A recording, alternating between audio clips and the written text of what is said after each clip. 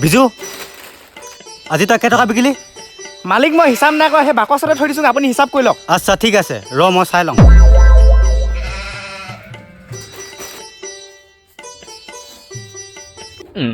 বিজু তই আজি অকল 1000 টকাহে বিকিলি যে? আজিতো ইমানখিনি বিক্ৰী হৈছে আকৌ মালিক, আনকালেতো আৰু নহয়। এনেকৈ নহ'ব বিজু, তই কামত ভালছে মন দিয়া নাই। তই কাইলৈ পৰা কামলৈ নাহিবি। তেনেকুৱা নকৰিব মালিক, সেই কামটোৰ পৰাতো মোৰ ঘৰখন চলি আছে। সেইবোৰ মই একো নাজানো, তই যা ঘৰলৈ যা।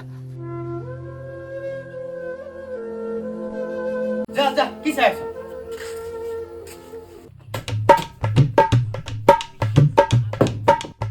কি লাগে ভাইটি ক? বিজু ভাই নাই নেকি? বিজু ভাইটো নাই।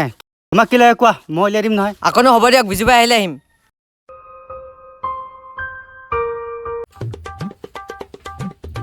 দাদা বিজু ভাই নাই নেকি? বিজু ভাইটো নাই নহয়। তোমাক কি লাগে কোৱাচোন ভাইটি, মই দিম নহয়। হ'ব আকৌ পিছত আহিম।